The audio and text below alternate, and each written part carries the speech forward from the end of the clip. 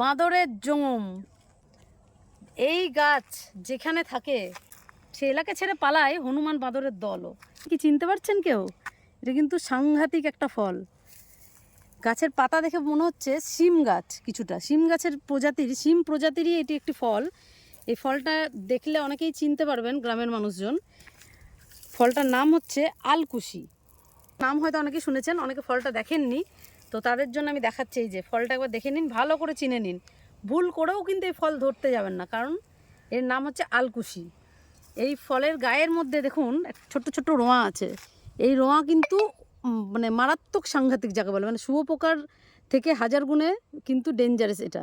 এই রোঁয়া যদি একবার শরীরে লাগে তো এই চুলকানি, সাংঘাতিক চুলকানি সৃষ্টি করবে। কিন্তু এই যে রোঁয়া, কিন্তু এই রোঁয়া বাতাসে ওড়ে, যার কারণে যেই এলাকায় এই আলকুশি গাছ থাকে, আলকুশির ফল যখন বাড়তে শুরু করে তখন কিন্তু এলাকা ছেড়ে চম্পট দেয় হনুমান বাঁদরের দলও। তারাও কিন্তু এই চুলকানিকে মারাত্মক ভয় পায়। কিন্তু আবার যখন এই ফল পেকে পড়ে যায় নিচে, এই যে পেকেছে দেখেছেন, কালো কালো হয়ে পাকতে শুরু করেছে দু একটা, তখন কিন্তু আবার সেই হনুমানের দলই আবার এই ফল খায়। এগুলি হচ্ছে গুল্ম জাতীয় উদ্ভিদ, কিছুটা শিম পরিবারের অন্তর্গত। শিমের মতনই এর সব কিছু দেখতে পেলেন। তো শিমের মতো এর মধ্যেও কিন্তু 4 থেকে 6টা বীজ থাকে। বীজগুলো হচ্ছে, বীজগুলোর মধ্যেও ছোটো ছোটো ক্ষুদ্র ক্ষুদ্র লোম থাকে, যেগুলো যেরকম দেখছেন ফলের গায়ে। তো এইগুলো ত্বকের সংস্পর্শে এলে প্রচণ্ড চুলকানির সৃষ্টি করে। এই গাছের আবার মূলের কিন্তু, মূলটা কিন্তু অত্যন্ত গুরুত্বপূর্ণ।